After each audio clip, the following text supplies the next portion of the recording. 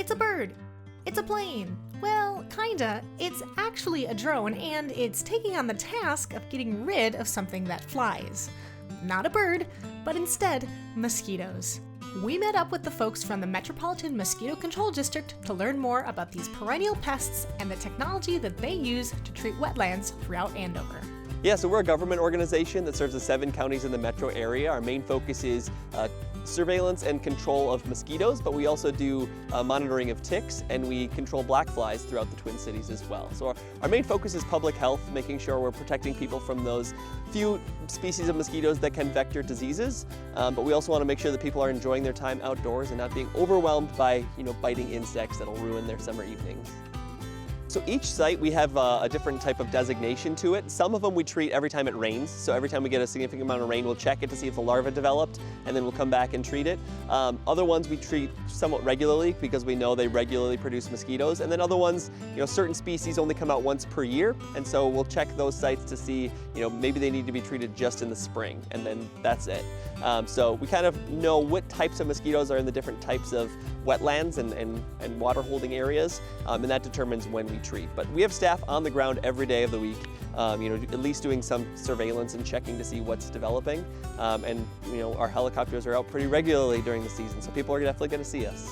Well, actually, there's over 50 species of mosquitoes in Minnesota, and not all of them bite humans. So first we go out and make sure that we're finding the species that are going to be most harmful to people, whether they're disease vectors or high annoyance species that will really focus on large mammals like people. And then we go out and we either use helicopters, or we do by hand, or as you'll see today, we use our drones, and we go and we apply a dry granule to the water. And most of the products have a bacteria in it that the larvae then ingest, and it kills them when they're in the larval stage. But it's really safe for other animals and people and pets and other insects. So it's a very controlled, very targeted way to control mosquitoes. Speaking of those drones, we met up with Rosa Mueller and her team to watch a drone treatment in action. So this is a T25 drone from DJI. It can hold about 30 to 40 pounds of material, so it's pretty big. It's got 4 propellers on it. Our Maple Grove shop has a T30 that's got 6 propellers on it, so that one's a little bit bigger. So we can treat usually about up to like an 11-acre site with these drones. It's got cameras on it that are just to help the technicians see where the drone is treating. So it's not recording anything around it. Some people get a little nervous when they see drones with cameras, but it's just to make sure that we can see the material coming out of it and they can see obstacles that are around the drone. Last year we only had 1 drone at our shop. We have 2 this year, and now all of our field offices are also running with drones. They're really helpful for sites that are a little too dangerous for technicians to be treating, and then sites that are a little too small for the helicopter to get a really good treatment in. So it's kind of that like Goldilocks perfect in between. We do a lot of great work with it, and we've got a lot of people that are dedicated to keep it going and increasing the program.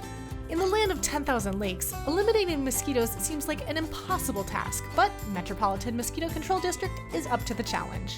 We have over 80,000 habitats mapped out that we check, throughout the season. Can be anything from the size of a small roadside ditch or a culvert all the way to a several acre-sized wetland. So the different size determines what approach we take, whether it's small hand applications or getting our helicopters out and doing widespread applications for the very large wetlands. So anything that holds shallow, stagnant water can produce mosquito larvae. So they don't develop in large lakes or open water on ponds and things like that. It tends to be, shallow wetlands, marshes, shallow, stagnant ponds and pools and things like that.